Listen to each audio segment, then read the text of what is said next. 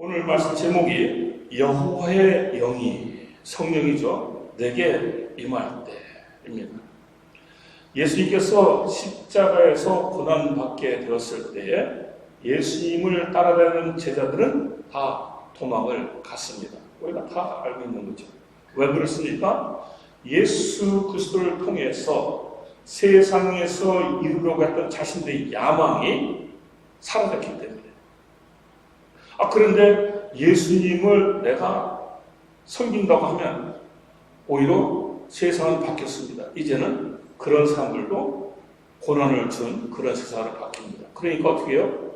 예수님이 십자가에 이렇게 달리시니까 도망가게 먹었습니다. 그런데 예수님께서 십자가에서 분명히 죽으셨는데 3일 만에 부활하셨어요. 자, 40일 동안 같이 생활하면서 이제 예수님 제자들이 나도 죽으면 부활하는구나 확신을 갖게 됩니다. 그리고 예수님께서 말씀하시는 천국에 대한 소망을 확실하게 갖게 됩니다.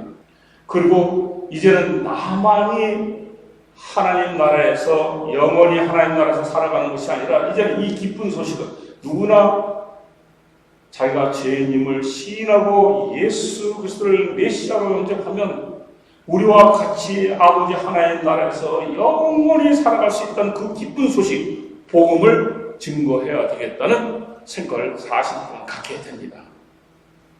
그래서 이 사람들은, 이 제자들은 그때만 500여 명이 있었는데 이 사람들은 빨리 가서 복음을 증거하려고 했어요. 야, 예수 그리스도는 정말 사실이야. 3년 만에 부활하셨어. 예수 그리스도를 믿으면 우리와 같이 천국에 갈 수가 있어. 하나님 나라에서 영원히 살 수가 있어. 막 귀찮아가서 그렇게 하고 싶었는데 놀라운 일이 생깁니다.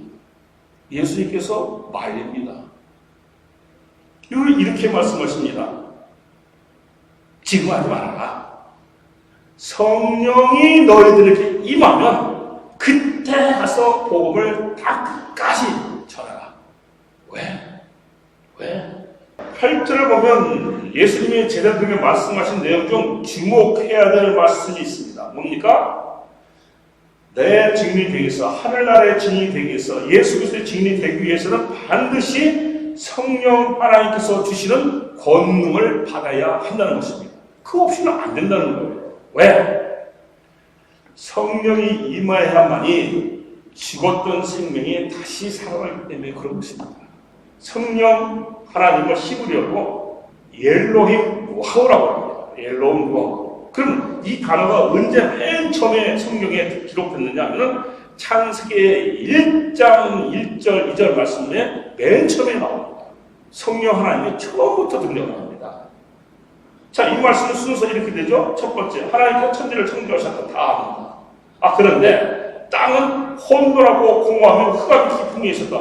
하나님께서 천지를 창조하시고 바로 아름다운 세상이 만들어진 것이 아니라 공허하고 뭡니까? 공허함. 그냥 정막한 거예요. 그 흑암이 있는 거예요.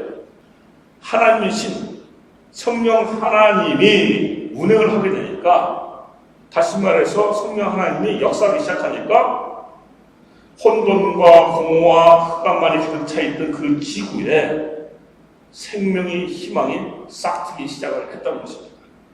하나님의 영이, 성령이 함께하는 곳에, 역사하는 곳에 죽었던 생명도, 질서가 없는 곳에 질서가 생기고 죽었던 생명이 다시 새어난다는 것입니다. 우리 크리스천들에게 죽었던 생명이라는 의미가 뭐라고 말했습니까? 영이 죽어, 믿음이 없는 삶, 세상과 그냥 교회로 왔다 갔다 하는 삶, 세상이 좋아서 세상과 더불어 살아가는 삶. 예수님의 제자들이 육의 몸은 살아있었지만은 영이 죽어 있었습니다. 예수님을 만났던 그 순간에도 영은 죽어 있었어요.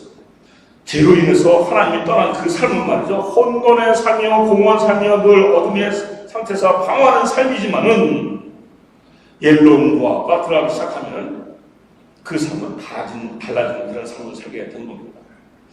제자들이 이렇게 살다가 부활하신 예수님을 만나게 된 거죠. 지금까지 살다가 그 부활하신 예수님을 만나니까 아이고 자기들 잘못된 거 알죠. 그래서 어떻게 해결을 하죠. 딱 여기까지였어요. 여기까지 했는데 뜨거워진 거예요. 나가서 이제 예수님을 살아계신 예수님을, 부활하신 예수님을 내가 증거해야 되겠다. 이때 예수님께서 말씀하신 것, 그것은 안 된다는 거예요. 안 된다. 성령을 기다려라. 그래야만이 너희들이 진정 살아있는 생명으로 거듭나게 된다. 자, 그러면 오늘날 우리는 어떻습니까? 자, 사도 바울이 고린도전서 6장 19절에서 이렇게 말씀하셨습니다. 너희의 몸은 너희가 하나님께로부터 받은 바, 이게 하나님께로 받은 바, 이게 다시 말해서 내가 회개하고 예수님을 영접했기 때문에, 예수님을 영접하고 메시아로 내가 인정하고 예수님을 나의 그리스도로 내가 인정했기 때문에 하나님께 다시 받을 인생이 됐다는 거예요. 받은 바, 너희 가운데 계신 성령의 전인 줄 알지 못하느냐?